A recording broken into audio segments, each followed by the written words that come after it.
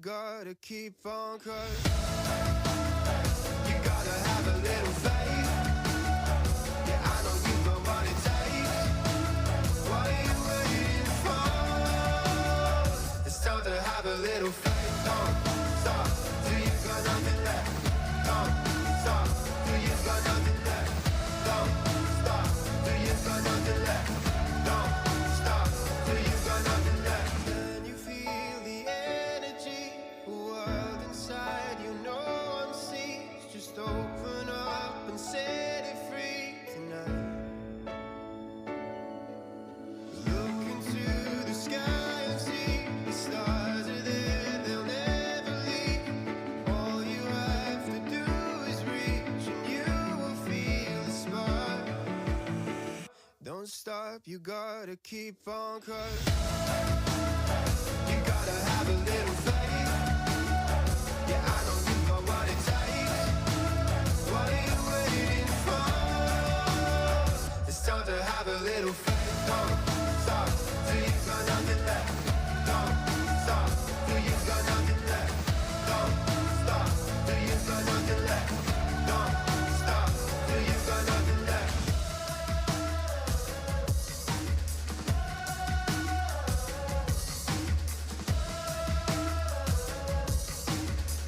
Don't stop till you got nothing left. Don't stop till you got nothing left.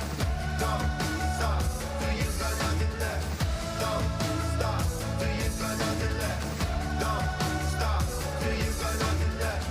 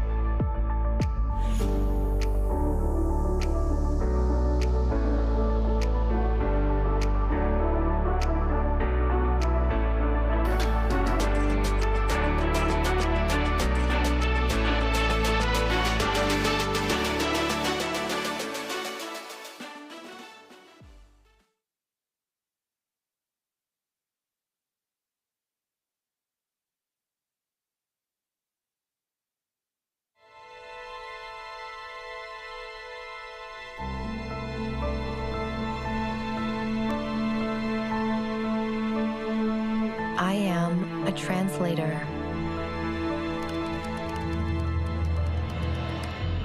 Transforming text into creative discovery. Turning movement into animation.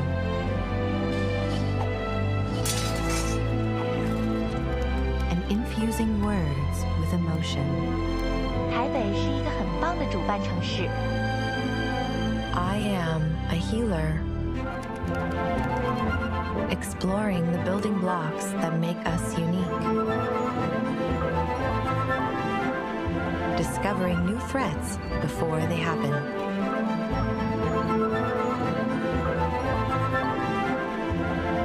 And searching for the cures to keep them at bay.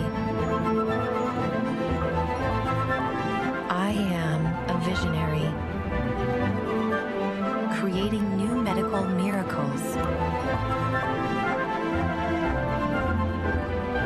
And unlocking the secrets of our sun to keep us safer here on Earth. I am a navigator, finding a single moment in a sea of content. We're announcing the next generation. And the perfect setting for our most amazing stories. I am a creator, adding new dimensions to creative expression and reimagining our virtual selves. I am a helper, personalizing our surroundings. Help me arrange the living room.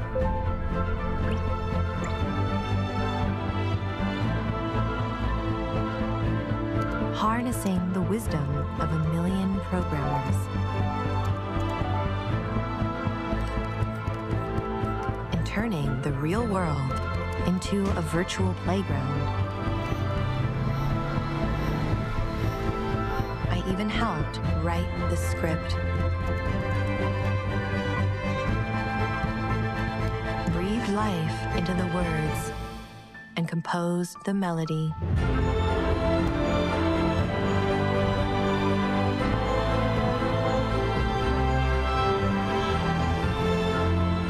I am AI, brought to life by NVIDIA, deep learning, and brilliant minds everywhere.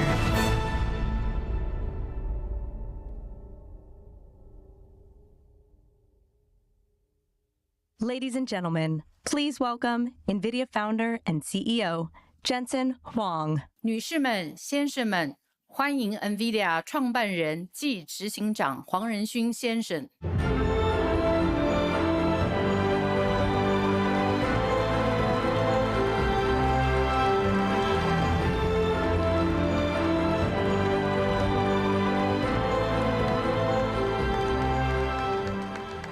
大家好 We're back. Our first live event in almost 4 years. I haven't given a public speech in 4 years. Wish me luck.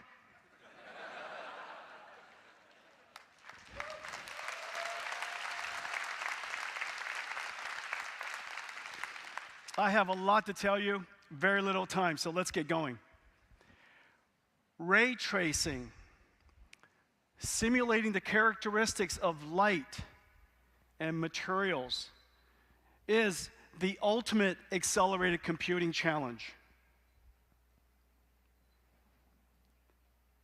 6 years ago, we demonstrated for the very first time rendering this scene in less than few hours. After a decade of research, we were able to render this scene in seconds. 15 seconds on our highest end GPU 6 years ago.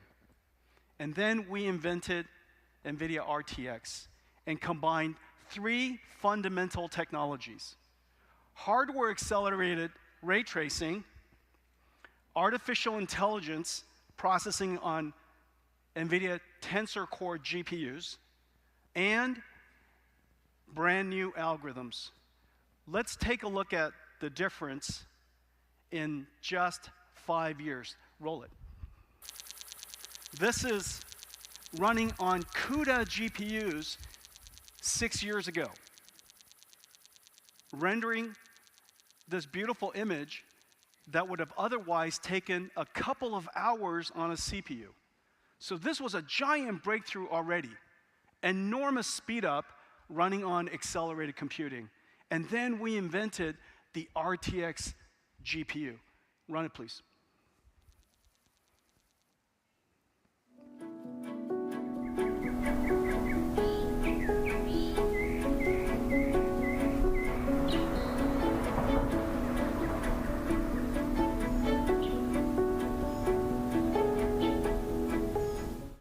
The holy grail of computer graphics ray tracing is now possible in real time. This is the technology we have put into RTX, and this, after 5 years, is a very important time for us because for the very first time, we took our 3rd generation Ada architecture RTX GPUs and brought it to the mainstream with 2 new products that are now completely in production. Are you okay? Thank you. Thank you. Hey, I got it backwards. Can I have it this way?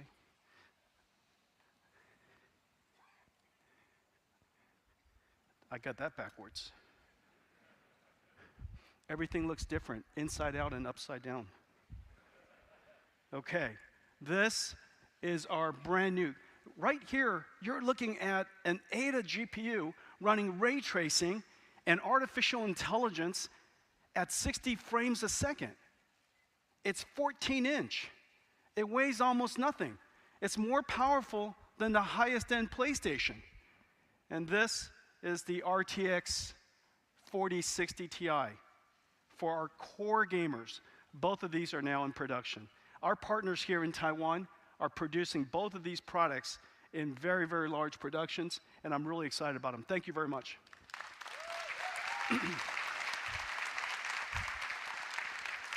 I can almost put this in my pocket.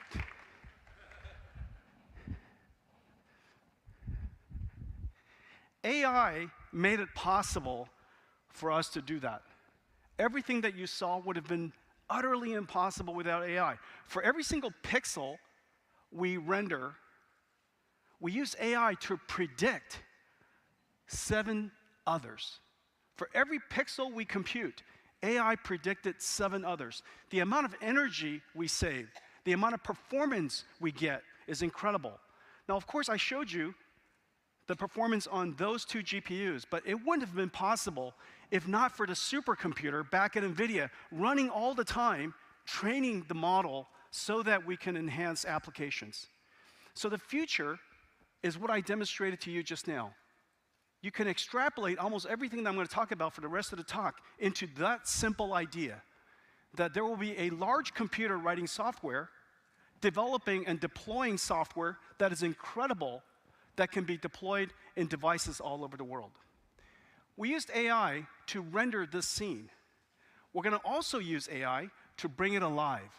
Today we're announcing NVIDIA ACE Avatar Cloud Engine that is designed for animating, to bringing a digital avatar to life. It has several characteristics, several capabilities: speech recognition, text-to-speech, natural language understanding, basically a large language model, and using the sound that you will be generating with your voice, animate the face. And using the sound and the expression that you're saying, animate your gestures. All of this is completely trained by AI. We have a service that includes pre-trained models that you can come, developers can come and modify and enhance for your own application, for your own story, because every game has a different story.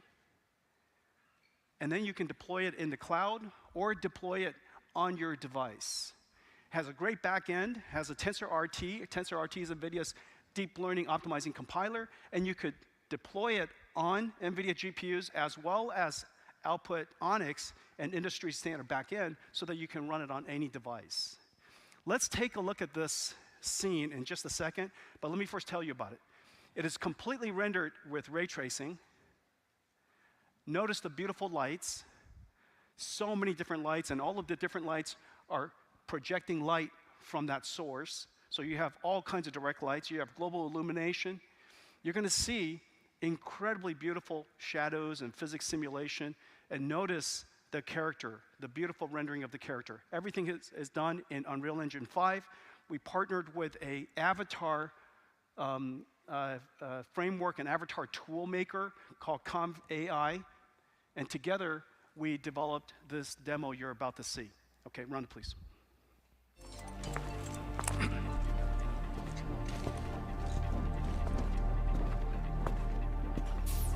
Everything is real time.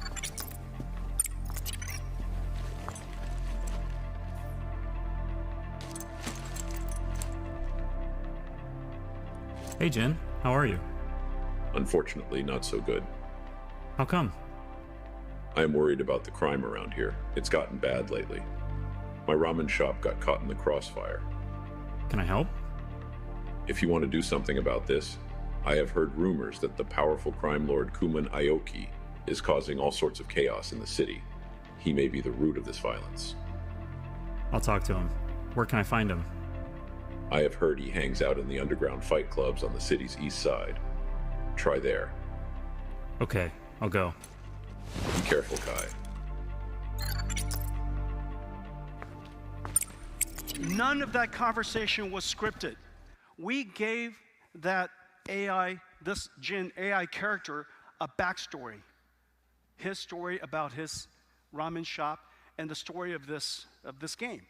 And all you have to do is go up and talk to this character. And because this character has been infused with artificial intelligence and large language models, it can interact with you, understand your meaning, and interact with you in a really reasonable way. All of the facial animation completely done by the AI. We have made it possible for all kinds of characters to be generated. They're all domain, they have their own domain knowledge. You can customize it, so everybody's game's different. And look how wonderfully beautiful they are and natural they are. This is the future of video games. Not only will AI contribute to the rendering and the synthesis of the environment, AI will also animate the characters. AI will be a very big part of the future of video games. The most important computer of our generation is unquestionably the IBM System 360. This computer revolutionized several things.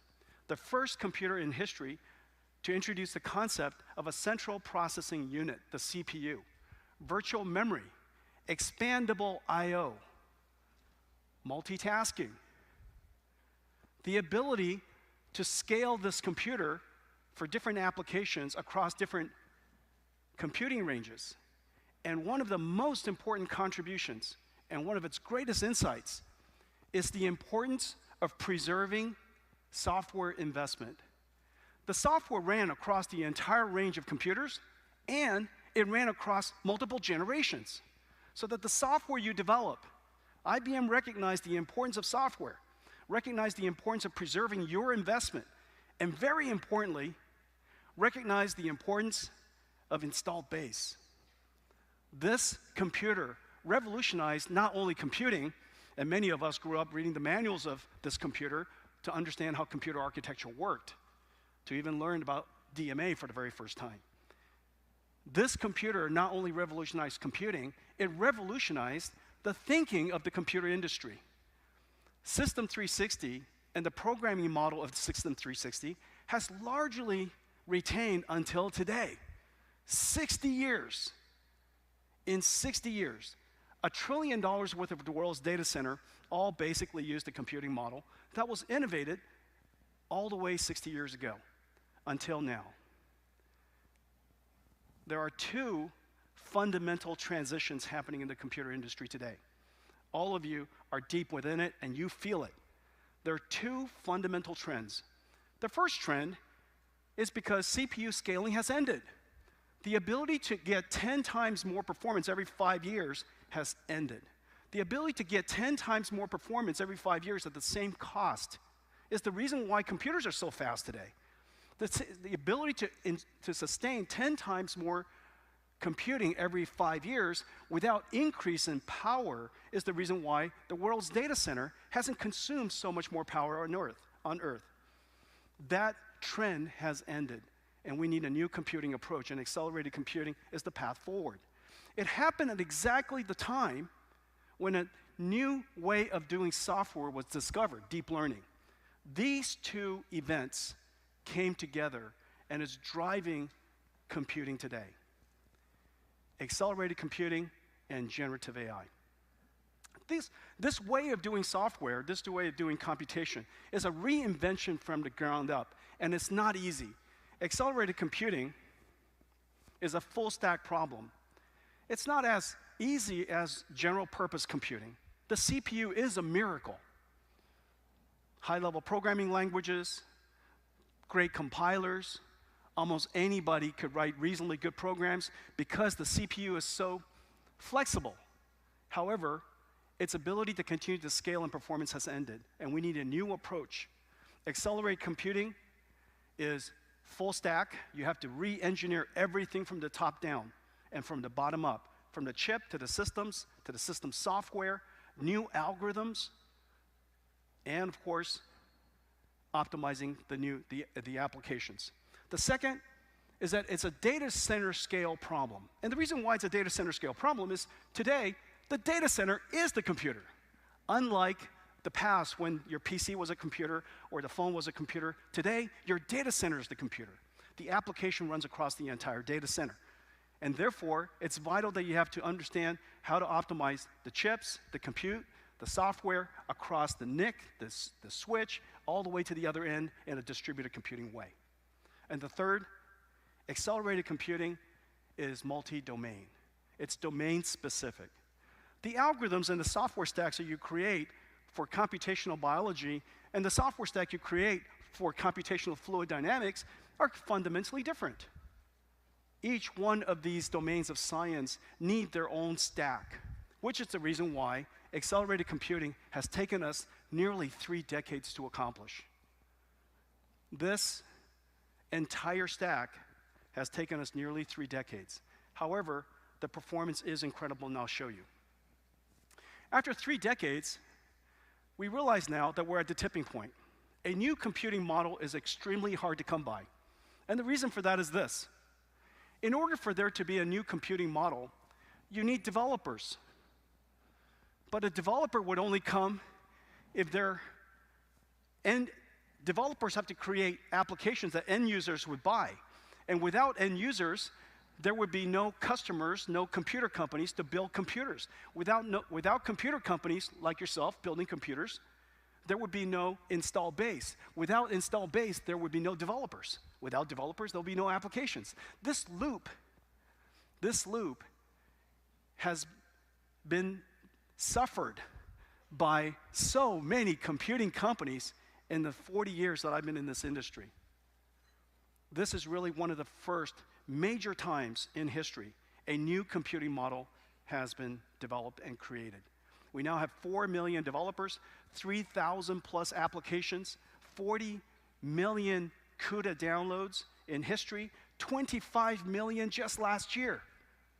40 million downloaded in history, 25 million just last year. 15,000 startup companies in the world built on NVIDIA today, building on NVIDIA today, and 40,000 large companies, enterprises around the world are using accelerated computing. We have now reached the tipping point of a new computing era. This new computing model is now enjoyed and embraced by just about every computer company and every cloud company in the world. There's a reason for that. It turns out that every single computing approach, its benefit in the final analysis is lower cost. The PC revolution that started and that Taiwan enjoyed in 1984, starting in 1984, the year I graduated, that decade in the 80s was the PC revolution. PC brought computing to a price point nobody's ever seen before. And then, of course, mobile devices was convenient, and it also saved enormous amounts of money. We aggregated and combined the camera, the music player, your PC, a phone. So many different devices were all integrated into one. And as a result, not only are you able to enjoy your life better, it also saves a lot of money and great convenience. Every single generation provided something new and saved money. Well, this is how accelerated computing works. This is accelerated computing used for large language models. For large language models, basically the core of generative AI. This example is a $10 million server, and we costed everything. We costed the processor, we costed all the chips, we costed all the network, we costed literally everything. And so $10 million gets you nearly 1,000 CPU servers, and to train, to process this large language model takes 11 gigawatt hours. 11 gigawatt hours. Okay, and this is what happens when you accelerate this workload with accelerated computing. And so with $10 million, for a $10 million server, you buy 48 GPU servers. It's the reason why people say that GPU servers are so expensive. Remember, people say GPU servers are so expensive. However, the GPU server is no longer the computer. The computer is the data center. Your goal is to build the most cost-effective data center, not build the most cost-effective server. Back in the old days when the computer was the server, that would be a reasonable thing to do. But today, the computer is the data center. And so what you want to do is you want to create the most effective data center with the best TCO. So for $10 million, you buy 48 GPU servers. It only consumes 3.2 gigawatt hours and 44 times the performance. Let me just show it to you one more time. This is before, and this is after, and this is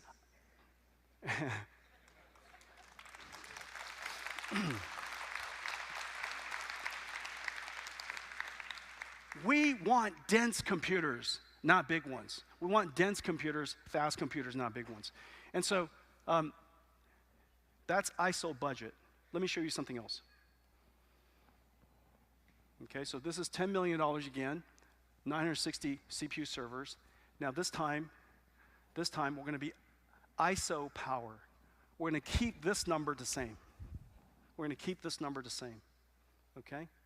So this number is the same amount of power. This means your data center is power limited. In fact, most data centers today are power limited.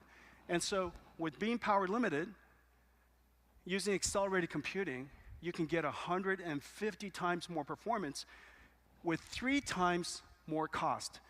But why is that such a great deal? The reason for that is because it's very expensive and time-consuming to find another data center. Almost everybody is power limited today. Almost everybody is scrambling to break new ground to get more data centers. And so if you are power limited, or if your customers are power limited, then what they can do is invest more into that data center, which has 11 gigawatts, and you can get a lot more throughput. Continue to drive your growth. Here's another example. This is my favorite. If your goal is to get the work done, you don't care how. Your goal is to get the work done, you don't care how. And this is the work you want to get done. ISO work.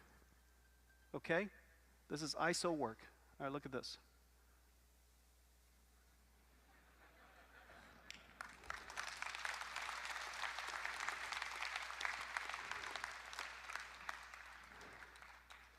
Oh, 想做最钱。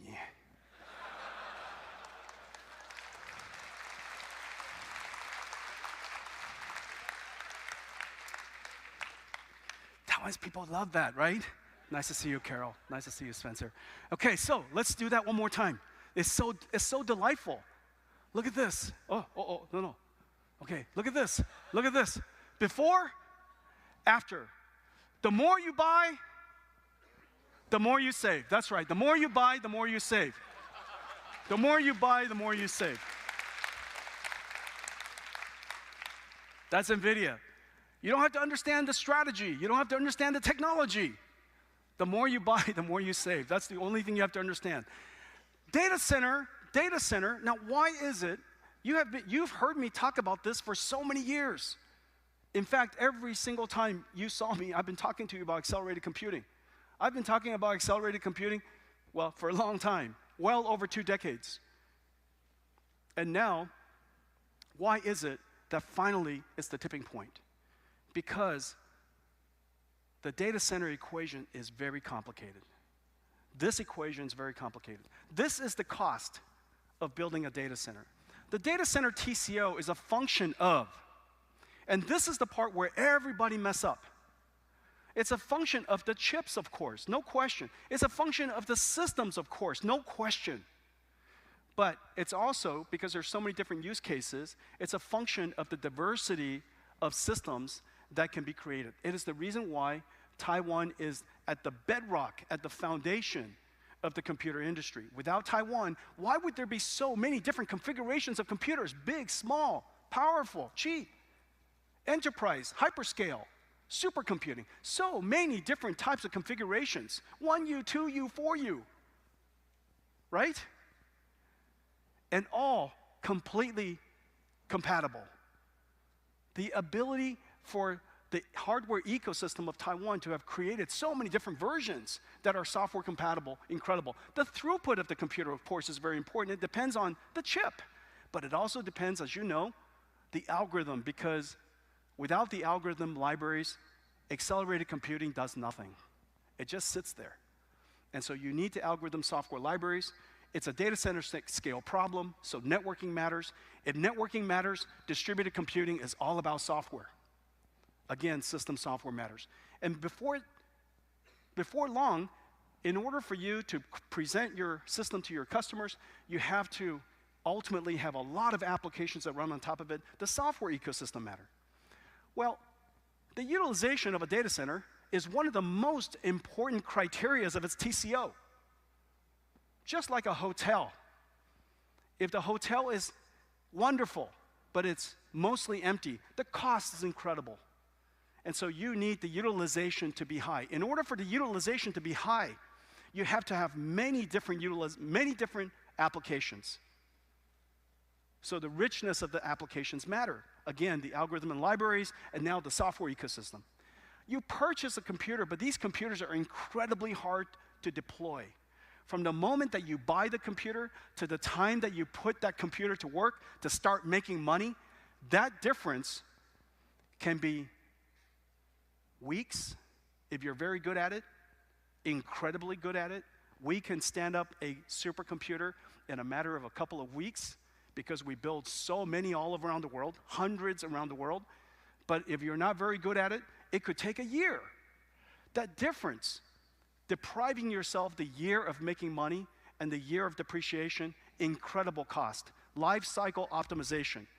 Because the data center is software defined, there are so many engineers that will continue to refine and continue to optimize the software stack. Because NVIDIA's software stack is architecturally compatible across all of our generations, across all of our GPUs, every time we optimize something, it benefits everybody. Every time we optimize something, it benefits everybody. So life cycle optimization, and of course, finally, the energy that you use, power. But this equation is incredibly complicated.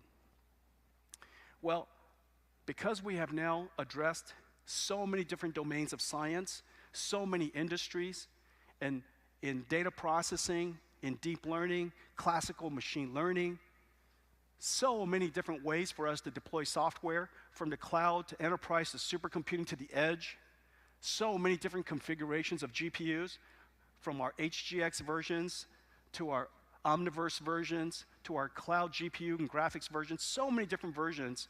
Now, the utilization is incredibly high. The utilization of NVIDIA GPU is so high, almost every single cloud is overextended. Almost every single data center is overextended. There are so many different applications using it. So we have now reached the tipping point of accelerated computing. We have now reached the tipping point of generative AI. And I want to thank all of you for your support and all of your assistance and partnership in making this dream happen. Thank you.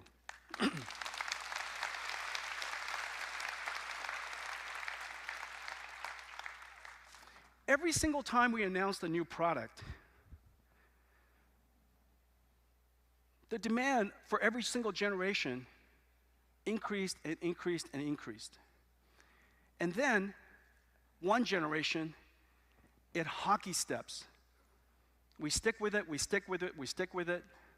Kepler, and then Volta, and then Pascal, and then Volta, and then Ampere, and now, this generation of accelerated computing, the demand is literally from every corner of the world. And we are so excited to be in full volume production of the H100. I want to thank all of you for your support. This is incredible. H100 is in full production, manufactured by companies all over Taiwan, used in clouds everywhere, enterprises everywhere. And let's take a look at a short video of how H100 is produced.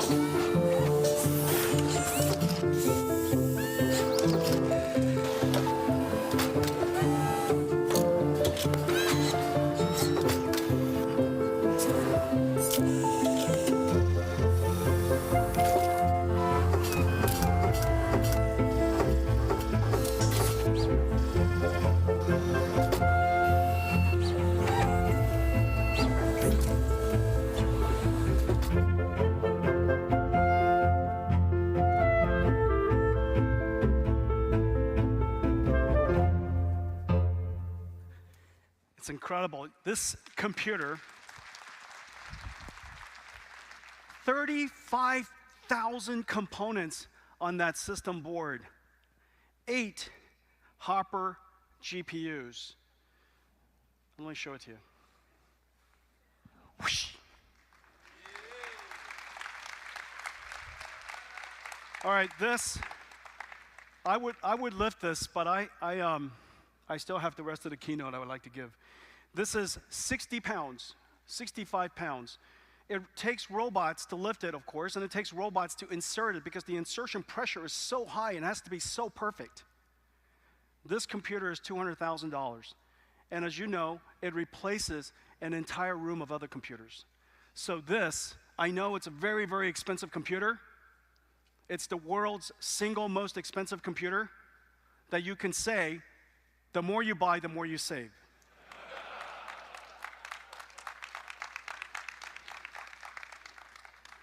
This is what a compute tray looks like. Even this is incredibly heavy. See that? So this is the brand new H100 with the world's first computer that has a transformer engine in it. The performance is utterly incredible. Hopper's in full production. We've been driving computing, this new form of computing, for 12 years. When we first met the deep learning researchers, we were fortunate to realize that not only was deep learning going to be a fantastic algorithm for many applications, initially computer vision and speech, but it would also be a whole new way of doing software. This fundamental new way of doing software that can use data to develop, to train a universal function approximator of incredible dimensionality. It can basically predict almost anything that you have data for, so long as the data has structure that it can learn from. And so we realized the importance of this new method of developing software, and that it has the potential of completely reinventing computing. And we were right. 12 years later, we have reinvented literally everything. We reinvented, of course, we started by creating a new type of library. It's essentially like a sequel, except for deep learning, for neural network processing. It's like a rendering engine, a solver for neural network processing called cuDNN. We reinvented the GPU. People thought that GPUs would just be GPUs. They were completely wrong. We dedicated ourselves to reinventing the GPU so that it's incredibly good at tensor processing. We created a new type of packaging called SXM and worked with TSMC on CoWoS so that we could stack multiple chips on the same die. NVLink so that we can connect these SXM modules together with high-speed chip-to-chip interconnect.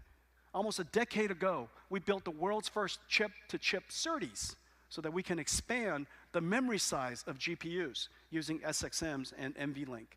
And we created a new type of motherboard we call HGX that I just showed you. No computers has ever been this heavy before or consumed this much current. Every aspect of a data center had to be reinvented. We also invented a new type of computer appliance so that we could develop software on it, so that third-party developers could develop software on it with a simple appliance we call DGX. Basically, a giant GPU computer, DGX. We also purchased Mellanox, which is one of the great strategic decisions of our company, because we realized that in the future, if the data center is the computer, then the networking is the nervous system. If the data center is the computer, then the networking defines the data center. That was an incredibly good acquisition. And since then, we've done so many things together, and I'm going to show you some really, really amazing work today. And then, of course, an operating system, if you have a nervous system, a distributed computer, it needs to have an operating system. And the operating system of this distributed computing we call Magnum I/O, some of our most important work. And then all of the algorithms and engines that sit on top of these computers, we call NVIDIA AI. The only AI operating system in the world that takes data processing, from data processing to training to optimization, to deployment and inference. End-to-end deep learning processing. It is the engine of AI today. Well, every single generation since Kepler, which is K80, to Pascal, Volta, Ampere, Hopper, every 2 years, we took a giant leap forward. But we realized we needed more than even that, and which is the reason why we connected GPUs to other GPUs called NVLink, build one giant GPU, and we connected those GPUs together using InfiniBand into larger scale computers. That ability for us to drive the processor and extend the scale of computing made it possible for the AI research organization, the community, to advance AI at an incredible rate. We just kept pushing and pushing and pushing. Hopper went into production August of last year, August 2022. 2024, which is next year, we'll have Hopper next. Last year, we had Quantum. 2 years from now, or next year, we'll have Quantum next. So every 2 years, we take giant leaps forward, and I'm expecting the next leap to be giant as well. This is the new computer industry.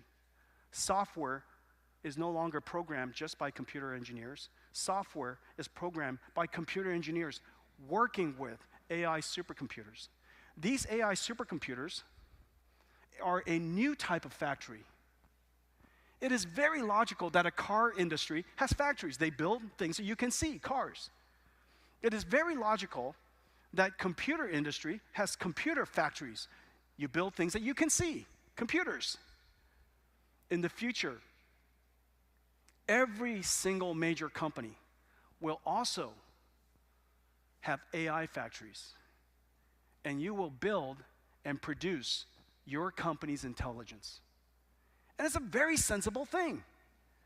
We cultivate and develop and nourish our employees and continue to create the conditions by which they can do their best work. We are intelligence producers already.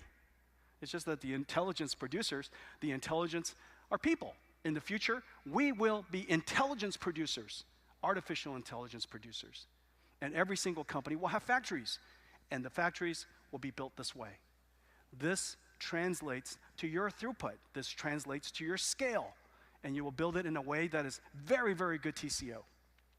Well, our dedication to pursuing this path and relentlessly increasing the performance, just think, in 10 years' time, we increased the throughput, we increased the scale, the overall throughput across all of that stack by 1 million x.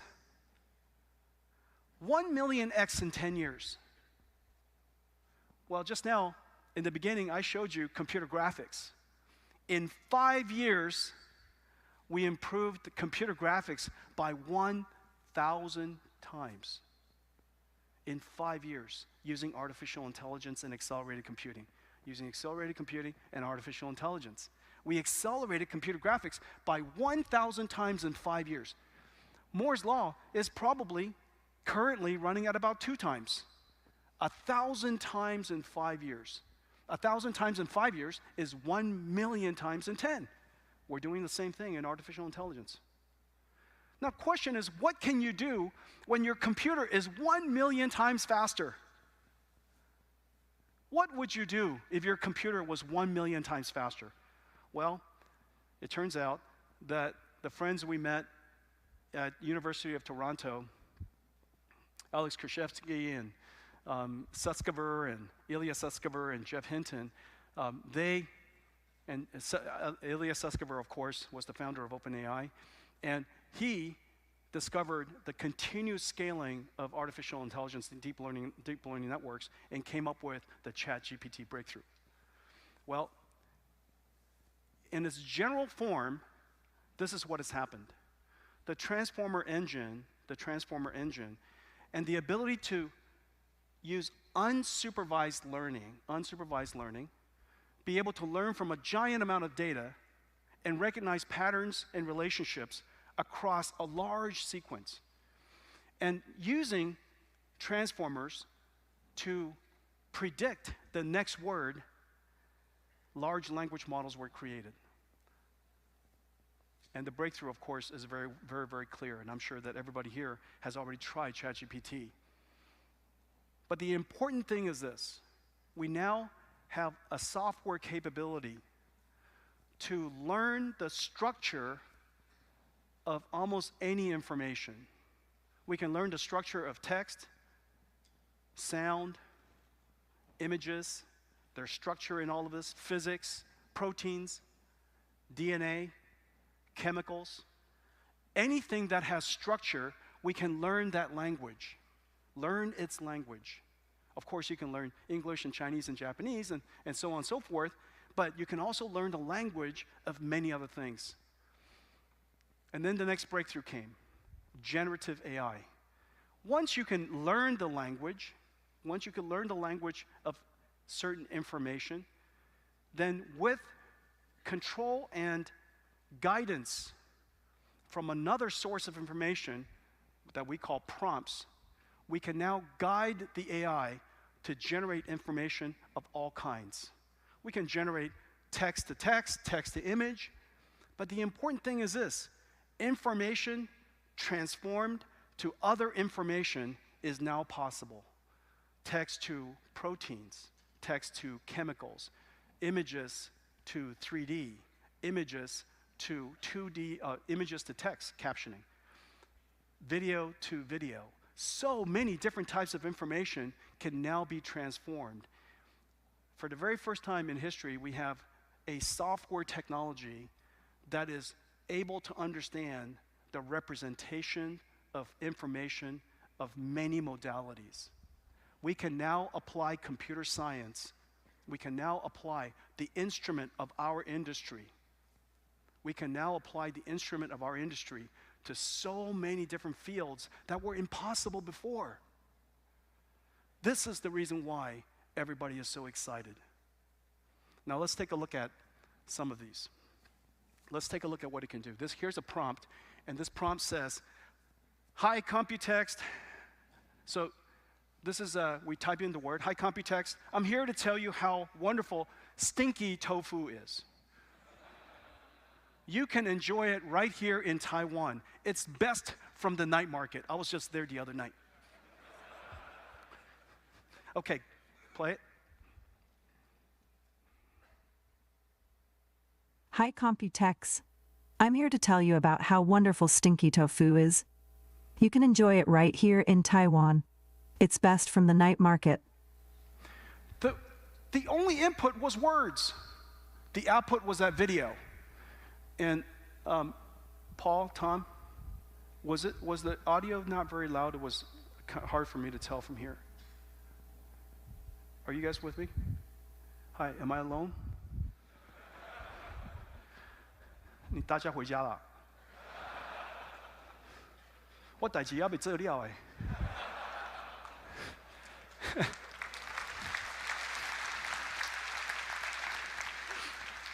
Okay, here's another prompt.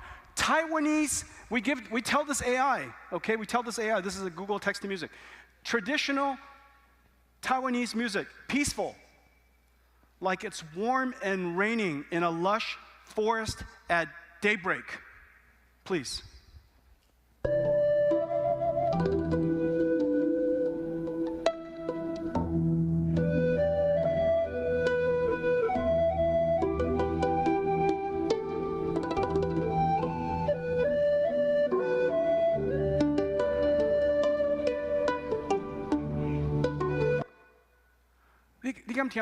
Okay.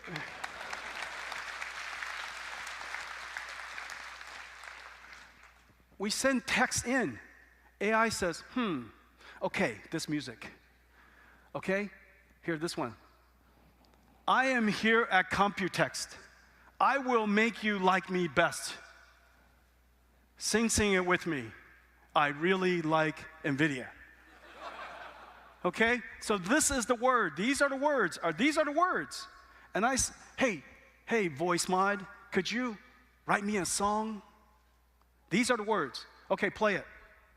I am here at Computex. I will make you like me best. Yeah, sing it with me. I really like NVIDIA.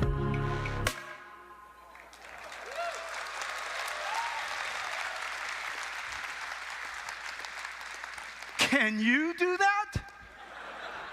I couldn't do any of that.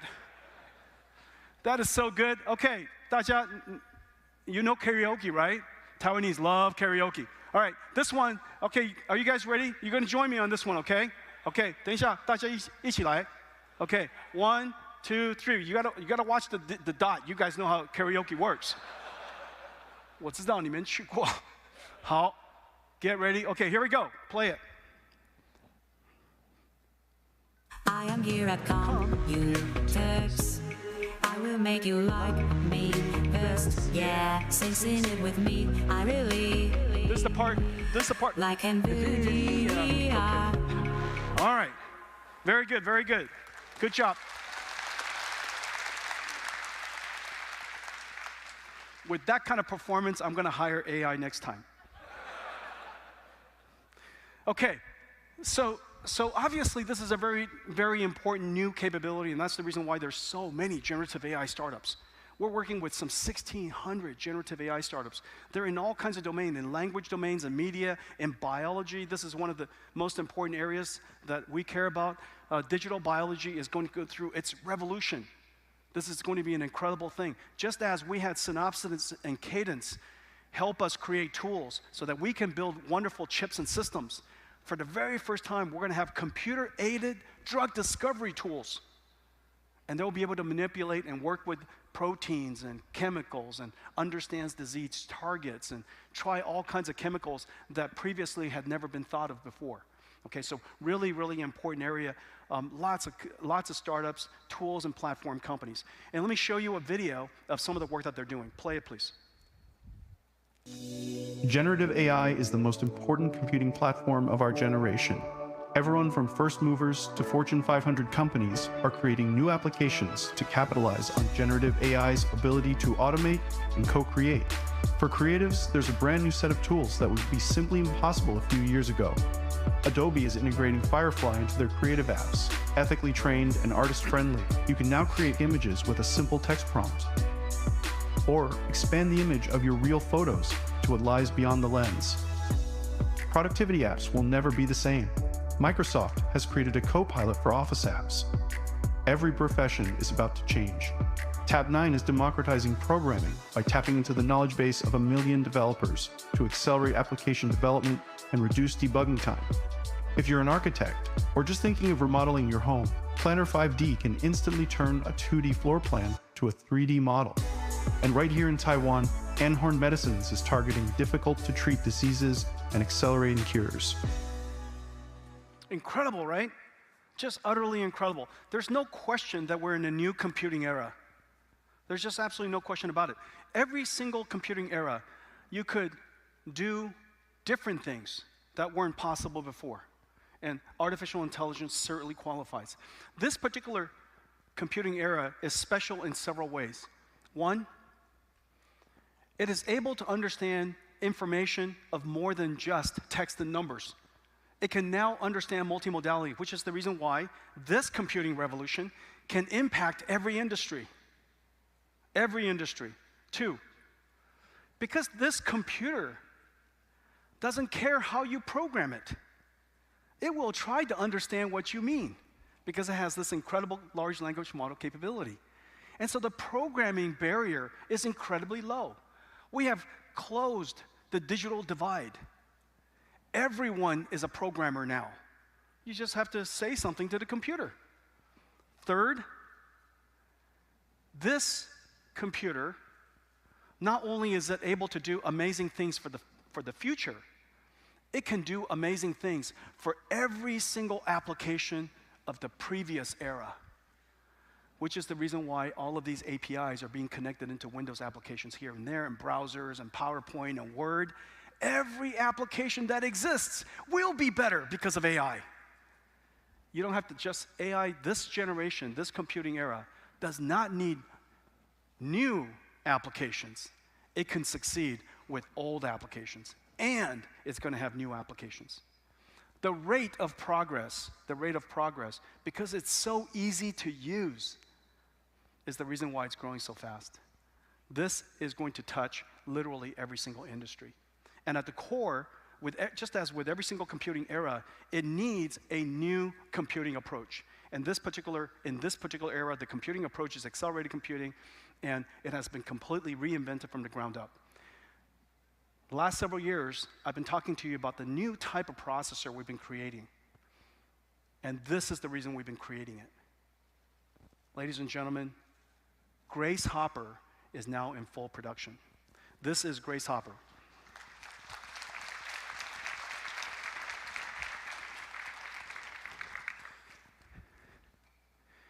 Nearly 200 billion transistors in this computer. Oh, 等一下，谢谢。哇，蛮重的。Look at this. This is Grace Hopper. This processor is really quite amazing. There are several characteristics about it. This is the world's first accelerated computing processor that also has a giant memory. It has almost 600 gigabytes of memory that's coherent between the CPU and the GPU. And so the GPU can reference the memory, the CPU can reference the memory, and any unnecessary copying back and forth could be avoided. The amazing amount of high-speed memory lets the GPU work on very, very large data sets. This is a computer. This is not a chip.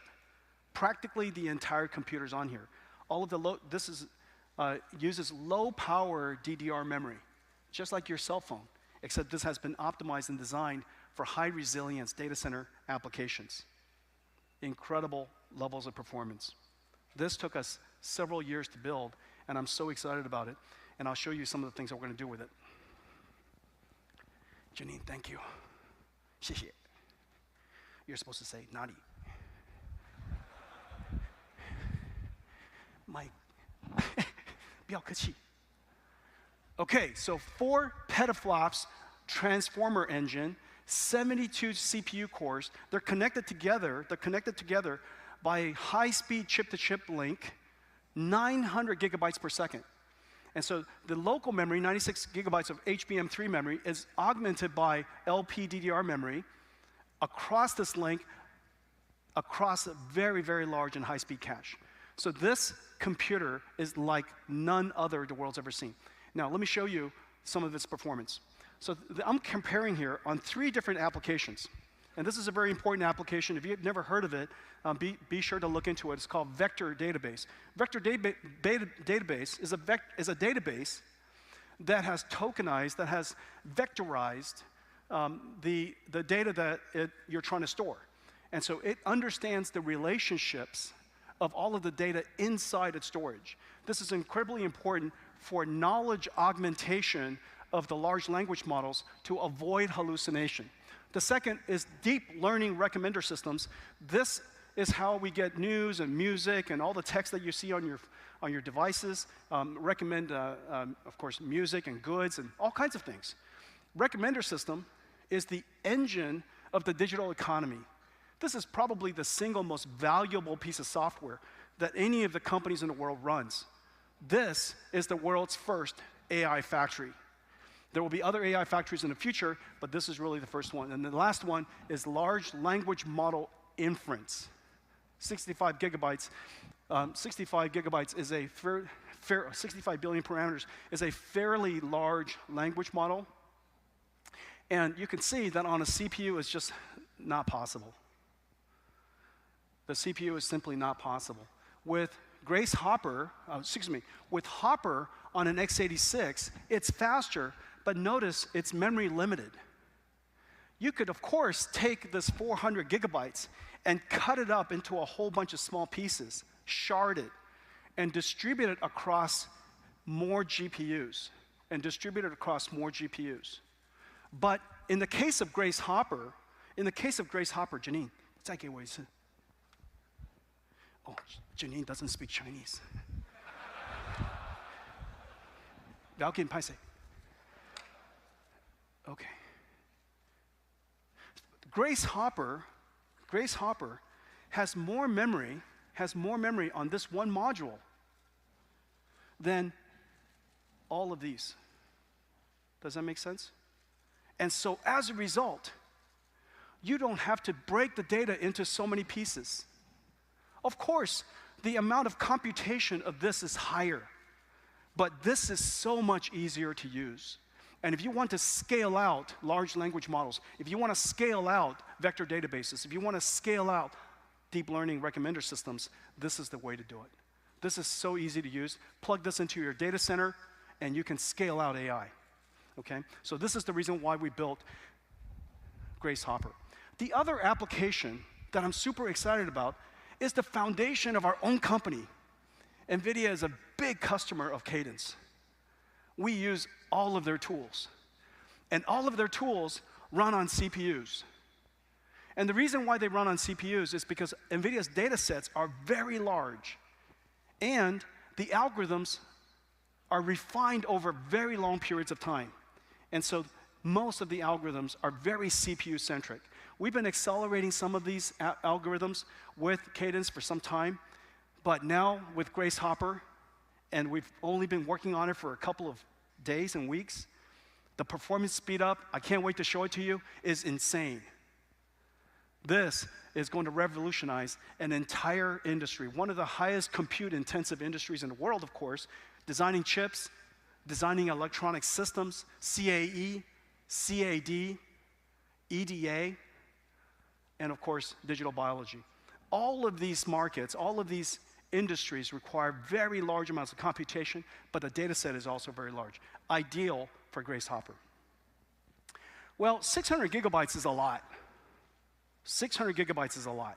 This is basically a supercomputer I'm holding in my hands. This 600 gigabytes is a lot. But when you think about it, when we went from AlexNet of 62 million parameters 12 years ago and trained on 1.2 million images, it is now 5,000 times bigger with Google's Palm. 5,000 times bigger with 340 billion parameters. And of course, we're going to make even bigger ones than that. And that's been trained on 3 million times more data. So literally in the course of 10 years, the computing problem of deep learning increased by 5,000 times for the software and 3 million times for the data set. No other area of computing has ever increased this fast. And so we've been chasing the deep learning advance for quite some time. This is going to make a big, big contribution. However, 600 gigabytes is still not enough. We need a lot more. So let me show you what we're going to do. So the first thing is, of course, we have the Grace Hopper superchip. Put that into a computer. The second thing that we're going to do is we're going to connect 8 of these together using NVLink. This is an NVLink switch. So 8 of this connect into 3 switch trays into 8 Grace Hopper pod.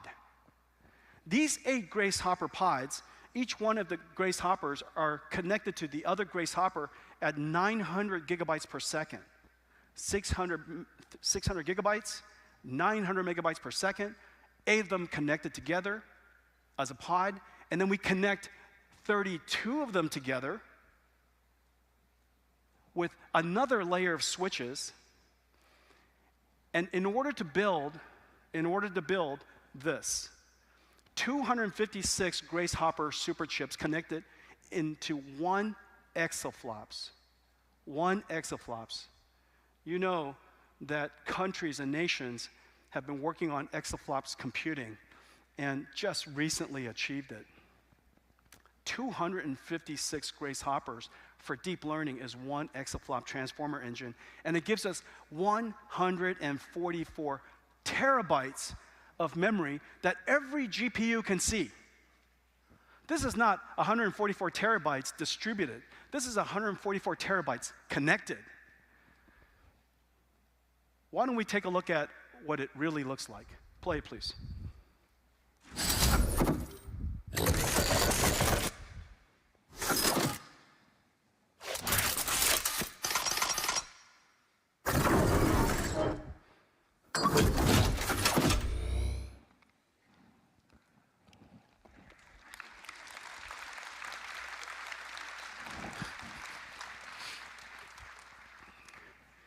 This is 150 miles of cables, fiber optic cables, 2,000 fans, 70,000 cubic feet per minute. It probably recycles the air in this entire room in a couple of minutes. 40,000 pounds, 4 elephants, 1 GPU.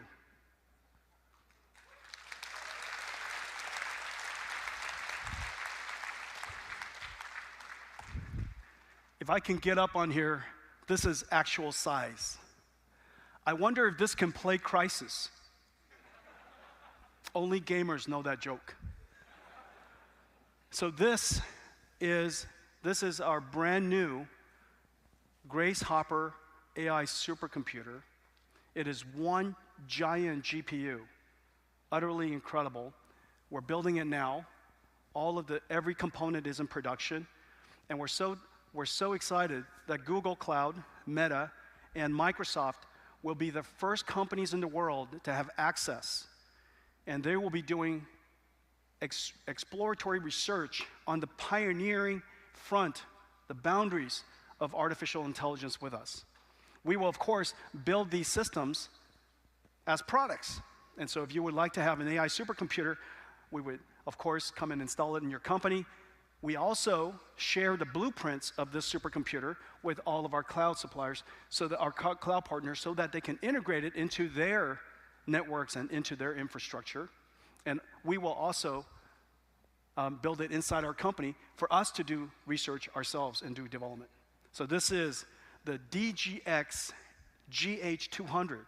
It is 1 giant GPU. Okay?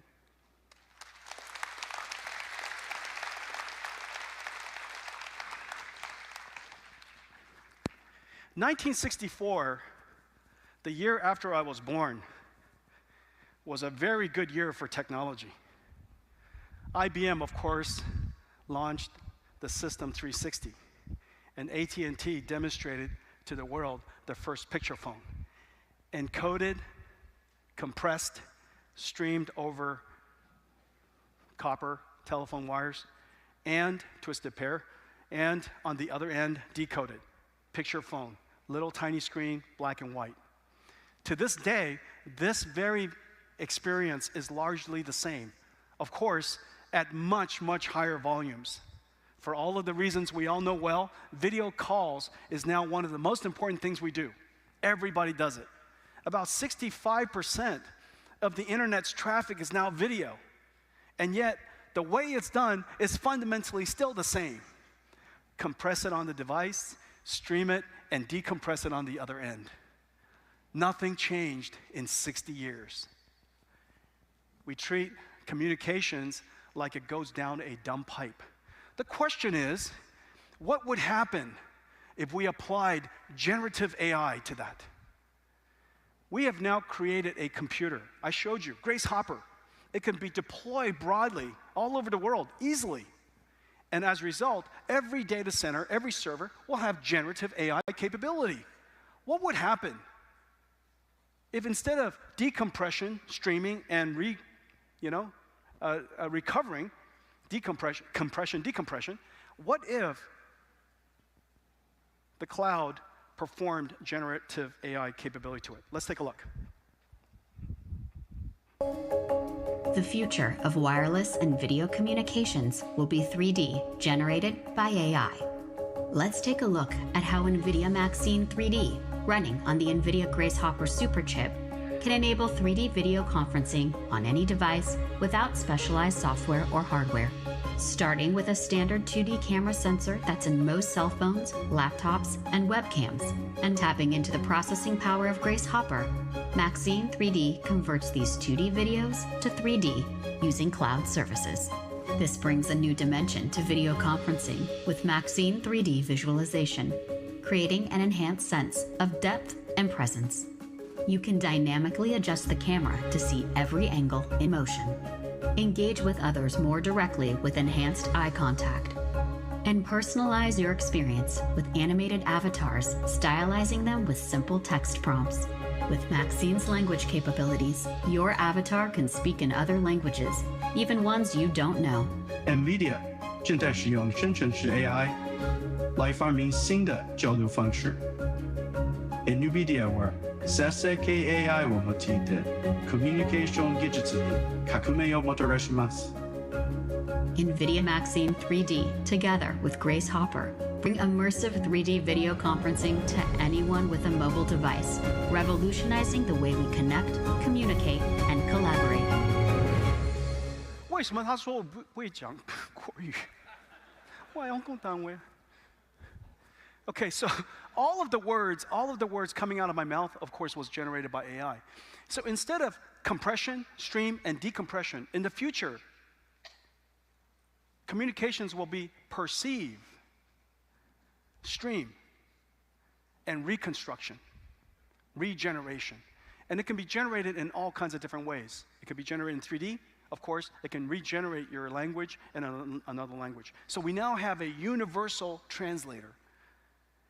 This computing technology could be, of course, placed into every single cloud. But the thing that's really amazing, Grace Hopper is so fast, it can even run the 5G stack. A state-of-the-art 5G stack could just run in software in Grace Hopper, completely free. Completely free. All of a sudden, a 5G radio runs in software, just like a video codec used to run in software. Now you can run a 5G stack in software. Of course, the layer 1 PHY layer, the layer 2 MAC layer, and the 5G core, all of that computation is quite intensive, and it has to be timing precise, which is the reason why we have a BlueField 3 in the computer, so that kind of precision timing networking. But the entire stack can now run in a Grace Hopper. Basically, what's happening here, this computer that you're seeing here, allows us to bring generative AI into every single data center in the world today.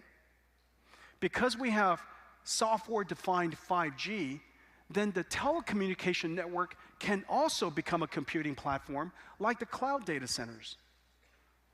Every single data center in the future could be intelligent. Every data center could be software-defined, whether it's internet-based, networking-based, or 5G communications-based. Everything will be software-defined. This is really a great opportunity, and we're announcing a partnership with SoftBank to partner to re-architect and implement generative AI and software-defined 5G stack into the network of SoftBank data centers around the world. Really excited about this collaboration. I just talked about how we are going to extend the frontier of AI.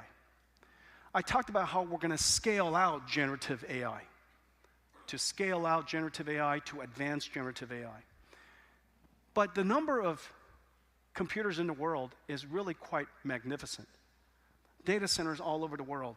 And all of them, over the next decade, will be recycled and re-engineered into accelerated data centers and generative AI-capable data centers. But there are so many different applications in so many different areas. Scientific computing, data processing, large language model training that we've been talking about, generative AI inference that we just talked about, cloud and video and graphics, EDA, SDA, which is we just mentioned, generative AI for enterprise, and of course the edge. Each one of these applications have different configurations of servers, different focus of applications, different deployment methods, and so security is different, operating system is different, how it's managed is different, where the computers are will be different.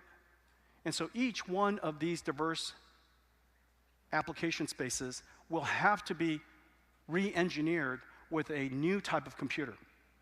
Well, this is just an enormous number of configurations. And so today we're announcing, in partnership with so many companies here in Taiwan, the NVIDIA MGX. It's an open modular server design specification, and it's designed for accelerated computing. Most of the servers today are designed for general purpose computing. The mechanical, thermal, and electrical is insufficient for a very highly dense computing system. Accelerated computers take, as you know, many servers and compress it into one. You save a lot of money, you save a lot of floor space, but the architecture is different. And we designed it so that it's multi-generation standardized, so that once you make an investment, our next generation GPUs and next generation CPUs and next generation DPUs will continue to easily configure into it so that we can have best time to market and best preservation of our investment. We get configurable into hundreds of configurations for different diversities and different diverse applications and integrate into cloud or enterprise data center. So you could have either bus bar or power regulators. You could have cabling in the hot aisle or cabling in the cold aisle. Different data centers have different requirements, and we've made this modular and flexible so that it could address all of these different domains. Now, this is the basic chassis. Let's take a look at some of the other things you could do with it. This is the Omniverse OVX server. It has x86, 4 L40s, BlueField 3, 2 CX7, 6 PCI Express slots. This is the Grace Omniverse server. Grace, same 4 L40s, BF3, BlueField 3, and 2 CX7s. Okay, this is the Grace Cloud Graphics server. This is the Hopper NVLink Generative AI Inference server. And we need sound effects like that. And then Grace Hopper 5G Aerial server, okay, for telecommunications, software-defined telco. Grace Hopper 5G Aerial server short. And of course, Grace Hopper liquid cooled, okay, for very dense servers. And then this one is our dense general purpose Grace Superchip server. This is just a CPU. And it has the ability to accommodate 4 Grace CPUs or 2 Grace Superchips, enormous amounts of performance. And if your data center is power limited, this CPU has incredible capabilities. In a power-limited environment, running PageRank, and there's all kinds of benchmarks you can run, but we ran PageRank in ISO performance. Grace only consumes 580 watts for the whole server, versus the latest generation CPU servers, x86 servers, 1,090 watts. It's basically half the power at the same performance. Or another way of saying, at the same power, if your data center is power constrained, you get twice the performance. Most data centers today are power limited, and so this is really a terrific capability. There are all kinds of different servers that are being made here in Taiwan. Let me show you one of them. This is from Supermicro. Get my exercise in today. Whoosh. I am the sound effect. Okay. All right, so this is a Supermicro server. You've got BlueField 3, you've got the CX7, you've got the Grace Hopper. Okay. But there are so many systems. So this is Grace Hopper, this is Supermicro. There's so many systems. Let me show you some of them. And all of our partners, I'm so grateful. You're working on Grace Hopper, L40s, L4s, BlueField 3s, just about every single processor that we're building are configured into these servers of all different types. And so this is Supermicro, this is Gigabyte, they have tens, I think it's like 70 different server configurations. This is Ingresys, this is ASRock, Tyan, Wistron, Inventec, just beautiful servers, Pegatron. We love servers. I love servers. They're beautiful. They're beautiful to me. QCT, ASUS, we win. ZT Systems. And this ZT system, what you're looking at here is one of the pods of our Grace Hopper AI supercomputer. So I want to thank all of you. For your great support. Thank you.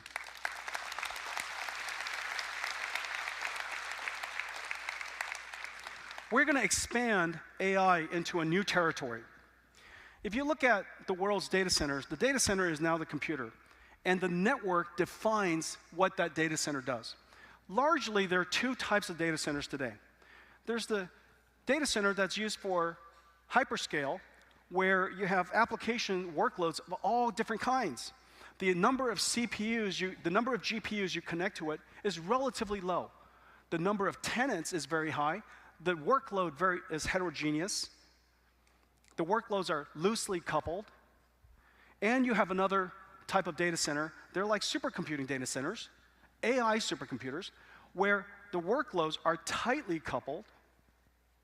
The number of tenants, far fewer, and sometimes just one. Its purpose is high throughput on very large computing problems. Okay? And it's basically a standalone. It's basically a standalone. And so supercomputing centers and AI supercomputers and the world's cloud, hyperscale cloud, are very different in nature. Ethernet is based on TCP. It's a lossy algorithm, and it's very resilient. And whenever there's a loss, packet loss, it retransmits. There's error correction that's done. It knows which one of the packets are lost and requests the sender to retransmit it. The ability for Ethernet to interconnect components of almost from anywhere is the reason why the world's internet was created. If it required too much coordination, how could we have built today's internet? So Ethernet's profound contribution is this lossy capability, its resilient capability, and because so, it basically can connect almost anything together. However, a supercomputing data center can't afford that. You can't interconnect random things together because that billion-dollar supercomputer, the difference between 95% networking throughput achieved versus 50% is effectively $500 million. So the cost of that one workload running across the entire supercomputer is so expensive that you can't afford to lose anything in the network. InfiniBand relies on RDMA very heavily. It is a flow control. It's a lossless approach. It requires flow control, which basically means you have to understand the data center from end to end, the switch to the NIC to the software, so that you can orchestrate the traffic with adaptive routing so that you could deal with congestion control and avoid the oversaturation of traffic in an isolated area, which results in packet loss. You simply can't afford that because in the case of InfiniBand, it's lossless. And so one is lossy, the other one's lossless. Very resilient, very performant. These two data centers have lived separate lives. These two data centers have lived separate lives. But now, we would like to bring generative AI to every data center. The question is how? The question is, how do we introduce a new type of Ethernet that's, of course, backwards compatible with everything, but is engineered in a way that achieves the type of capabilities that we can bring AI workloads to the world's any data center? This is a really exciting journey. And at the core of this strategy is a brand new switch that we've made. This is the Spectrum 4 switch. And this switch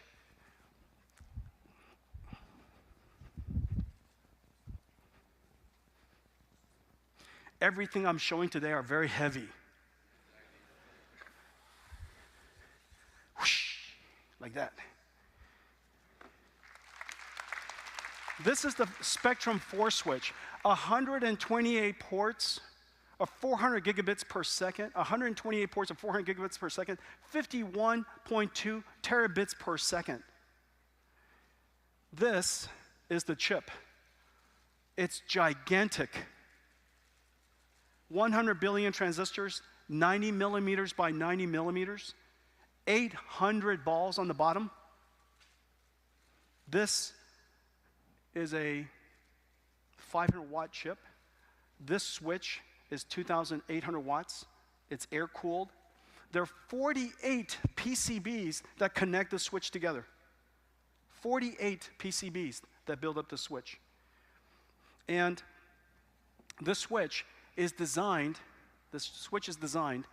to, wait, punky out. Oh.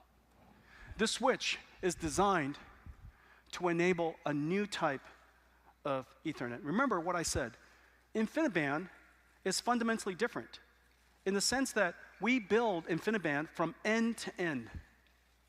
so that we could do adaptive routing, so that we could do congestion control, so that we could isolate performance, so we could keep noisy neighbors apart, so that we could do in-fabric computing. All of these capabilities are simply not possible in a lossless approach of the internet and, of course, of Ethernet. And so the way that we do InfiniBand is design it from end to end. This is the way supercomputers are built. This is the way AI supercomputers are built. And we are going to do the same thing now for the very first time for Ethernet. We've been waiting for the critical part, and the critical part is the Spectrum 4 switch. The entire system consists of several things. So our new Ethernet system for AI, is this. The Spectrum 4 switch and the Bluefield 3 Smart NIC or DPU. This Bluefield 3 is 400 gigabits per second NIC. It connects directly to the Spectrum 4 switch in combination of four things: the switch, the Bluefield 3, the cablings that connect them together, which are super important, and the software that runs it all together represents the Spectrum 4. This is what it takes to build a high-performance network, and we're going to take this capability to the world's CSPs.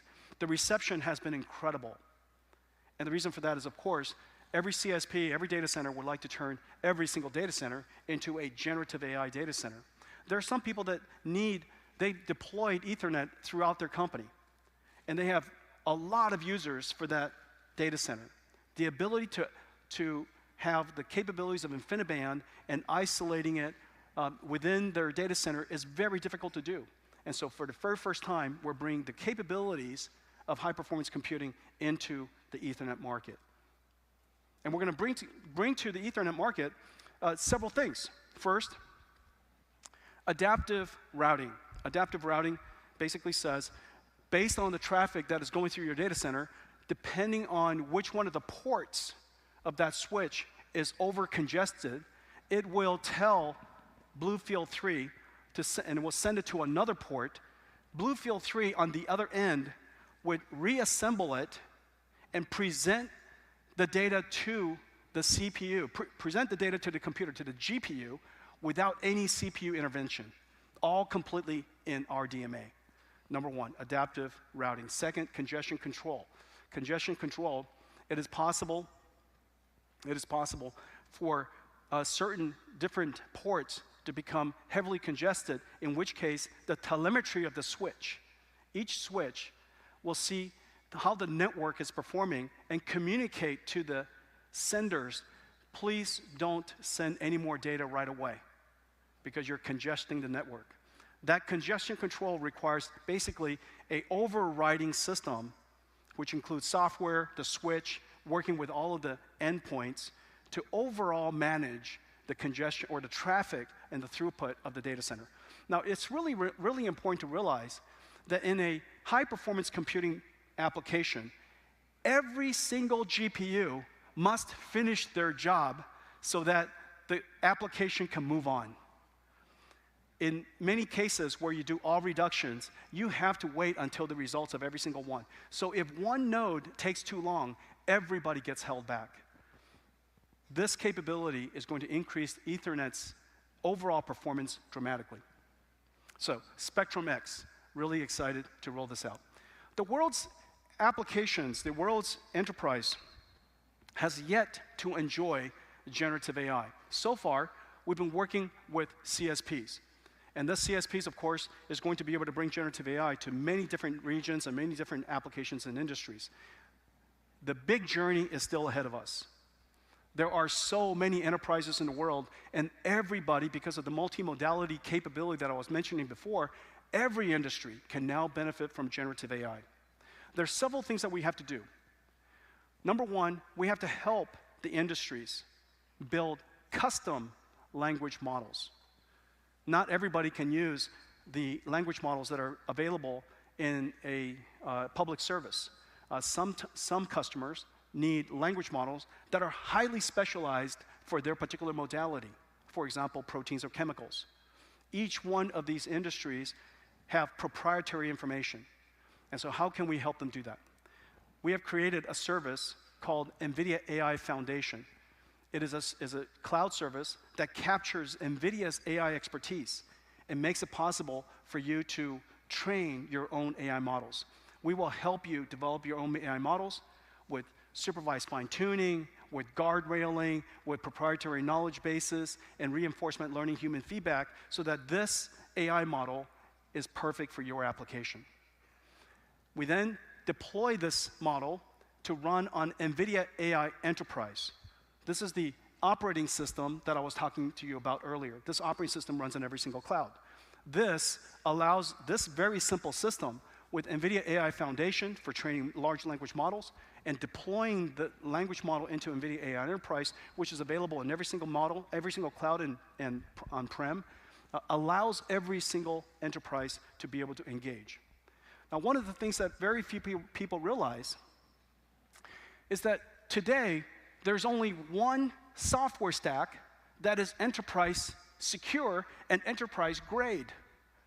That software stack is CPU.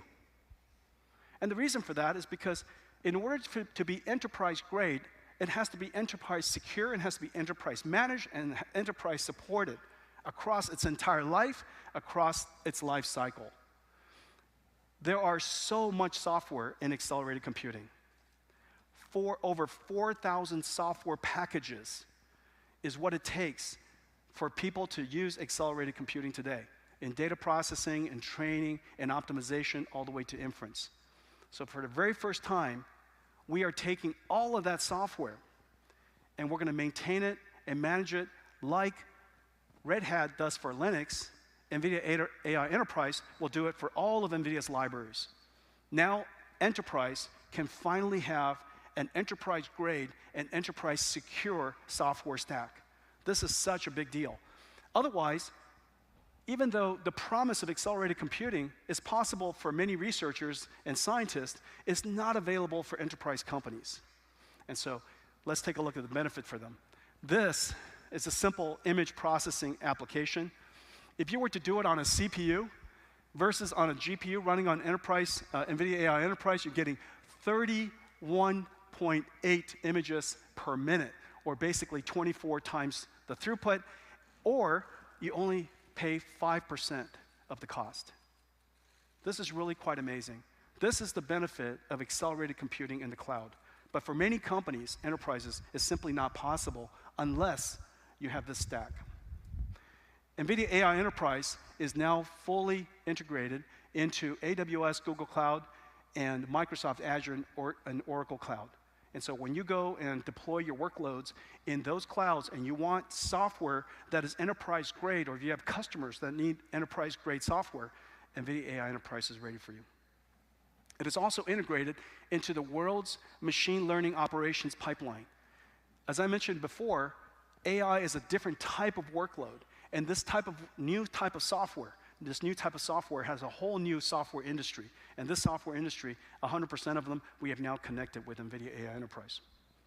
Now let me talk to you about the next phase of AI, where AI meets a digital twin. Now, why does AI need a digital twin? I'm going to explain that in just a second. But first, let me show you what you can do with it.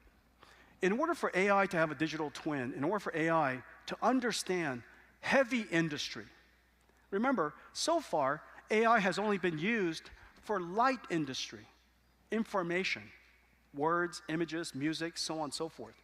If we want to use AI for heavy industry, the $50 trillion of manufacturing, many of you are part of, the trillions of dollars of healthcare, all of the different manufacturing sites, whether you're building chip fabs or battery plants or electric vehicle manufacturing factories, all of these would have to be digitized in order for artificial intelligence to be used to automate, to design, to build, and to automate the future of your business. And so the first thing that we have to do is we have to create the ability for their world to be represented in digital. Okay, so number one is digitalization. Well, how would you use that? So let me give you just a simple example. In the future, you would say to your robot, I would like you to do something, and the robot will understand your words, and it would generate animation. Remember, I said earlier, you can go from text to text. You can go from text to image. You can go from text to music. Why can't you go from text to animation? And so, of course, in the future, robotics will be highly revolutionized by the technology we already have in front of us.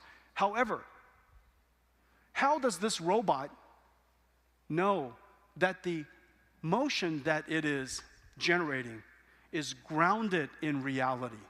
It is grounded in physics. You need a software system that understands the laws of physics. Now, you've actually seen this already with ChatGPT. Whereas AI, NVIDIA AI, would use NVIDIA Omniverse as in a reinforcement learning loop to ground itself. You have seen ChatGPT do this using reinforcement learning human feedback. Using humans' feedback, ChatGPT was able to be developed by grounding it to humans' sensibility and align it with our principles. So reinforcement learning with human feedback is really important. Reinforcement learning for physics feedback is very important. Let me show you, everything that you're about to see is a simulation. Let's roll it, please.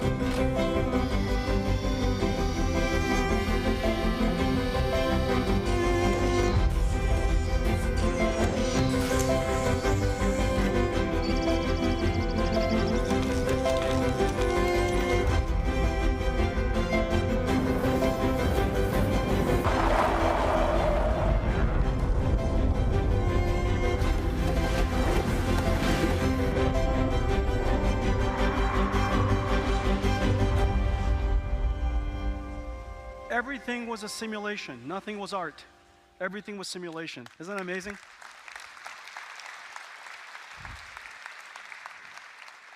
In the last 25 years, I come to Taiwan, you sell me things. Omniverse will be the first thing I'm going to sell you. And this because this will help you revolutionize your business and turn it into a digital business and automate it with AI. You will build products in digital first before you make it physical. You will build factories and plan it in digital first before you make it in physical. And so, in the future, Omniverse is a very big deal. Now, I'm going to show you very quickly Omniverse in the cloud. Omniverse, the entire stack is so complicated. And so we put the whole thing into a cloud managed service, and it's hosted in Azure. This particular experience you're going to have, the computer is in California. And Sean, I'm sorry I took so much time, so you're going to have to We'll go quick. split.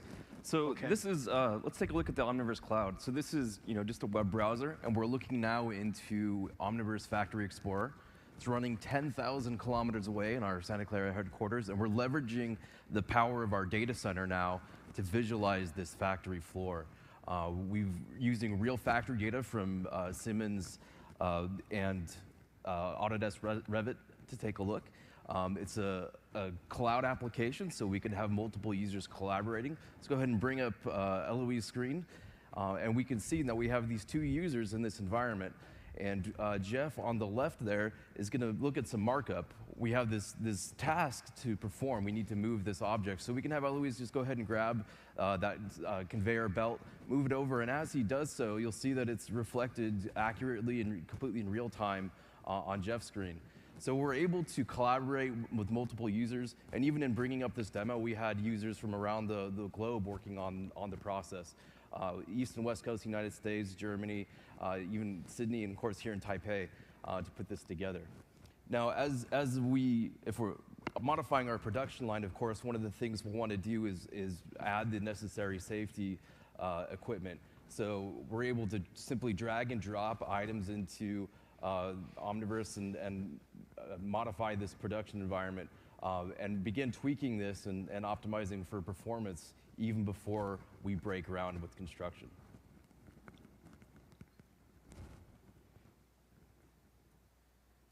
That is so cool. This is in California, 6,264 miles away, or something like that. 34 milliseconds by speed of light one way. And it's completely interactive. Everything is ray traced. No art is necessary. You bring everything, the entire CAD into Omniverse, open up a browser, bring your data in, bring your factory in. No art is necessary. The lighting just does what the lighting does. Physics does what the physics does. If you want to turn off physics, you can. If you want to turn on physics, you can. And multiple users, as many as you like, can enter the Omniverse at the same time and work together. One unified source of data across your entire company. You could virtually build, you could virtually design and build and operate your factory before you break ground and not make the mistake, which usually in the beginning of the integration creates a lot of change orders, which costs a lot of money. Thank you very much, Sean. Good job.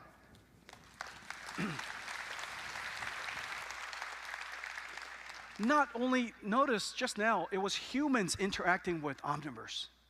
Humans interacting with Omniverse. In the future, Sean will even have a generative AI, and AI interact with him in Omniverse. We could, of course, imagine in the very beginning there was Jin. That could be a character. That could be one of the users of Omniverse interacting with you, answering questions, helping you. We can also use generative AI to help us create virtual worlds. So for example, this is a bottle that's rendered in Omniverse. It could be placed in a whole bunch of different type of environments. It could render beautifully physically. You could place it just by giving it a prompt, by saying, I would like to put these bottles in a lifestyle photograph style backdrop of modern, warm farmhouse bathroom. Change the background. Everything is all integrated and rendered again. Okay, so generative AI will come together with Omniverse to assist the the creation of virtual worlds. Today, we're announcing that WPP, the world's largest advertising agency and advertising services company, is partnering with NVIDIA to build a content generation engine based on Omniverse and generative AI. It integrates tools from so many different other partners, Adobe Firefly, for example, Getty, Shutterstock, and it integrates into this entire environment. And it makes it possible for them to generate unique content for different users for ad applications, for example. So in the future, whenever you engage a particular ad, it could be generated just for you. But yet, the product is precisely rendered because, of course, the product integrity is very important. And so every time that you engage a particular ad in the future, today, it was retrieved. And today, the computing model, when you engage information, it is retrieved. In the future, when you engage information, much of it will be generated. Notice the computing model has changed. WPP generates 25% of the ads that the world sees. 60% of the world's largest companies are already clients. And so they made a video of how they would use this technology. The world's industries are racing to realize the benefits of AI. NVIDIA and WPP are building a groundbreaking, generative AI-enabled content engine to enable the next evolution of the $700 billion digital advertising industry. Built on NVIDIA AI and Omniverse, this engine gives brands the ability to build and deploy highly personalized and compelling visual content faster and more efficiently than ever before. The process starts by building a physically accurate digital twin of a product using Omniverse Cloud, which connects product design data from industry-standard tools.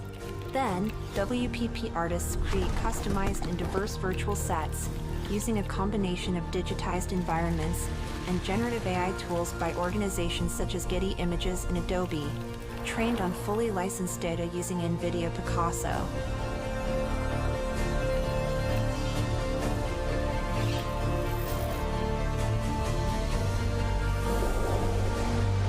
This unique combination of technologies allows WPP to build accurate photorealistic visual content and e-commerce experiences that bring new levels of realism and scale to the industry.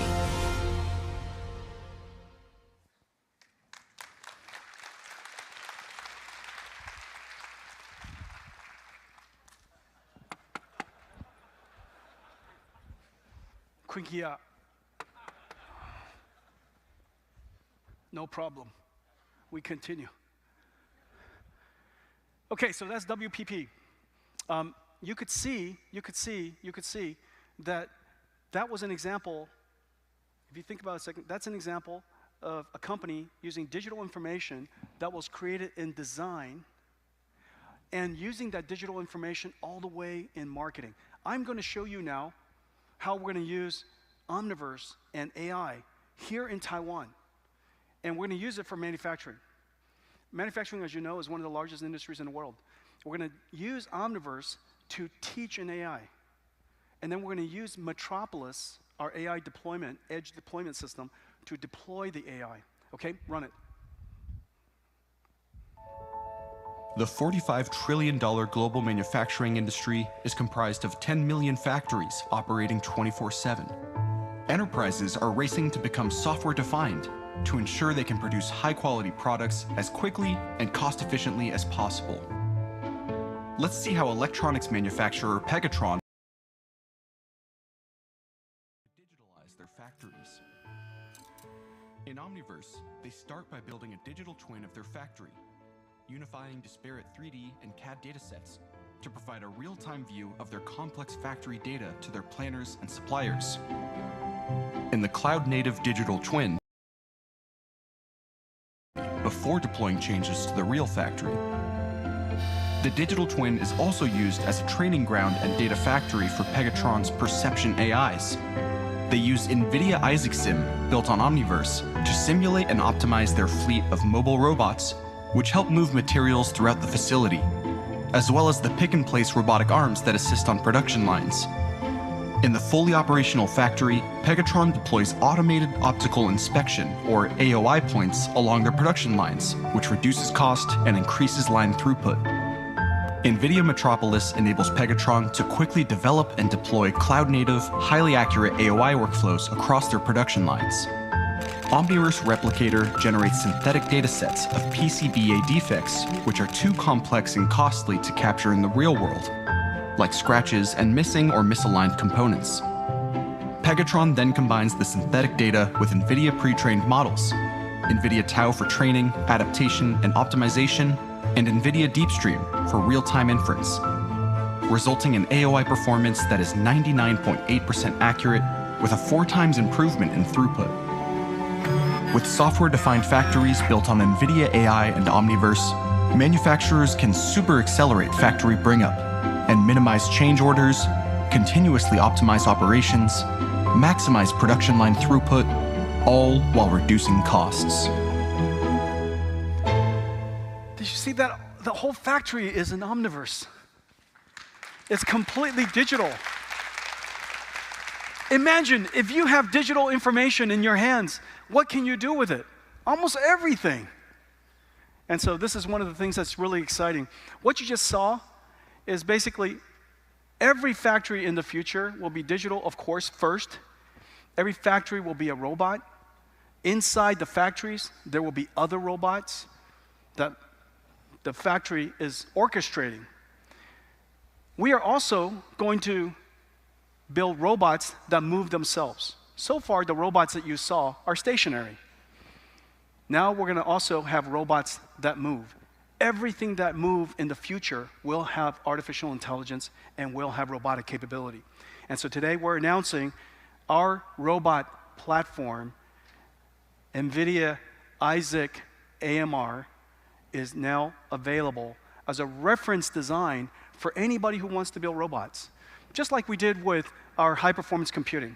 NVIDIA builds the whole stack. And then we disaggregate it so that if you would like to buy the chip, that's fine. If you'd like to buy the system, that's fine. If you'd like to use your software, that's fine. If you'd like to use our software, that's fine. If you'd like to use your own algorithm, that's terrific. If you'd like to use ours, that's terrific. However you would like to work with us, we're open for business so that we can help you integrate accelerated computing wherever you like. In the future, we're going to do the same with robotics. We built the entire robotic stack top to bottom, from the chip to the algorithms. We have state-of-the-art perception for multimodality sensors, state-of-the-art mapping, state-of-the-art localization and planning, and a cloud mapping system. Everything has been created. However you would like to use it, you can use pieces of it. It's open available for you, including all the cloud mapping systems. So this is Isaac AMR. It starts with a chip called Orin. It goes into a computer, and it goes into the NVIDIA Nova Orin, which is a reference system, a blueprint for AMRs. This is the most advanced AMR in the world today. And that entire stack has been built, and let's take a look at it. To improve productivity and increase worker safety, factories and warehouses are migrating away from manual forklifts and guided vehicles to full autonomy. NVIDIA Isaac AMR provides an integrated end-to-end solution to deploy fully autonomous mobile robots. The core of the solution is Nova Orin, a sensor suite and computing hardware that enables mapping, autonomy, and simulation.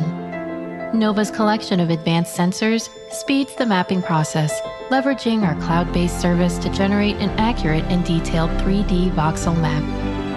This 3D map can then be sliced across a plane to generate 2D maps tailored for different autonomous robots that might operate in a facility. With these maps in place, on-robot LiDAR, or cost-effective cameras provide autonomous navigation that works reliably in the most complex and dynamic environments. Isaac Mission Control optimizes route planning using the cuOpt library. To improve operations, developers can use Isaac Sim and NVIDIA Omniverse to create realistic digital twins of the operating environment. This allows fully autonomous robots to be trained on complex tasks entirely in simulation. All operations can be fully validated using Isaac Sim before deployment to the real world. Isaac AMR accelerates your migration to full autonomy, reducing costs and speeding deployment of the next generation of AMRs. Nova cannot tell that it is not in the reality environment. Nova thinks it is in the real environment. It cannot tell.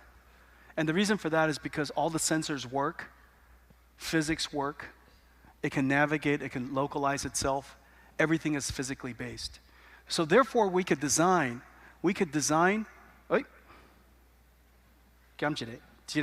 therefore we can design the robot, simulate the robot, train the robot, all in Isaac, and then we take the brain, Isaac Sim, then we take the brain, the software, and we put it into the actual robot. And with some amount of adaptation, it should be able to perform the same job. This is the future of robotics. Omniverse and AI working together. The ecosystem that we have been in, the IT ecosystem, is $250 billion per year, $250 billion a year.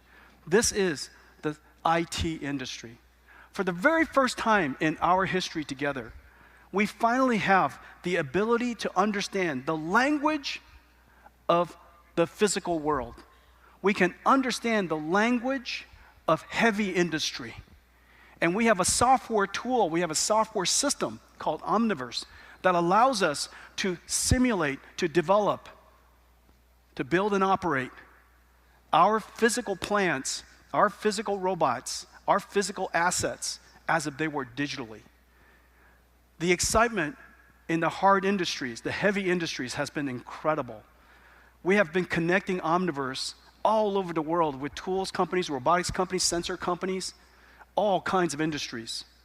There are 3 industries right now as we speak that's putting enormous investments into the world. Number 1, of course, is chip industry. Number 2, electric battery industry. Number 3, electric vehicle industry. Trillions of dollars will be invested in the next several years. Trillions of dollars will be invested in the next several years. And they would all like to do it better, and they would like to do it in a modern way. For the very first time, we now give them a system, a platform, tools that allows them to do that. I want to thank all of you for coming today. I talked about many things. It's been a long time since I've seen you, so I had so much to tell you. It was too much. It was too much. Last night I said, this is too much. This morning I said, this is too much. And now I realize it's too much.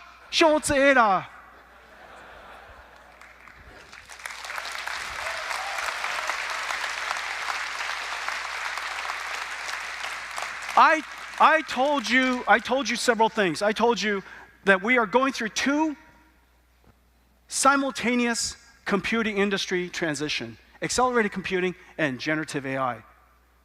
2, this form of computing is not like the traditional general purpose computing. It is full stack. It is data center scale because the data center is the computer, and it is domain specific. For every domain that you want to go into, every industry you go into, you need to have the software stack. And if you have the software stack, then the utility, the utilization of your machine, the utilization of your computer will be high. So number 2, it is full stack, data center scale, and domain specific. We are in full production of the engine of generative AI, and that is HGX H100. Meanwhile, this engine that's going to be used for AI factories will be scaled out using Grace Hopper, the engine that we created for the era of generative AI. We also took Grace Hopper and realized that we can extend, on the one hand, the performance, but we also have to extend the fabric so that we can make larger models trainable. And we took Grace Hopper, connected to 256 node NVLink, and created the largest GPU in the world, DGX GH200. We're trying to extend generative AI and accelerated computing in several different directions at the same time. Number 1, we would like to, of course, extend it in the cloud so that every cloud data center can be an AI data center. Not just AI factories and hyperscale, but every hyperscale data center can now be a generative AI data center. And the way we do that is the Spectrum X. It takes 4 components to make Spectrum X possible: the switch, the Bluefield 3 NIC, the interconnects themselves. The cables are so important in high-speed communications, and the software stack that goes on top of it. We would like to extend generative AI to the world's enterprise. And there are so many different configurations of servers, and the way we're doing that with partnership with our Taiwanese ecosystem, the MGX Modular Accelerated Computing Systems. We put NVIDIA in the cloud so that every enterprise in the world can engage us to create generative AI models and deploy it in a secure way, in an enterprise-grade, enterprise-secure way in every single cloud.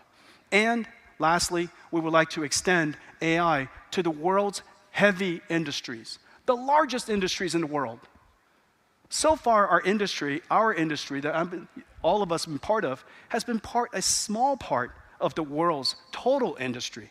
For the very first time, the work that we're doing can engage every single industry.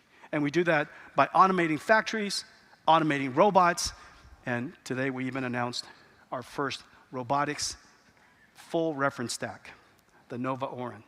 I want to thank all of you for your partnership over the years. Thank you. I am here at Computers.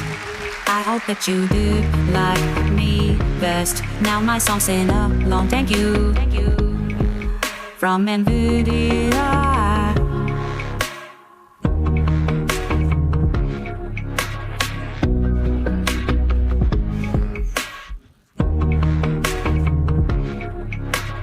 I am here at Computers.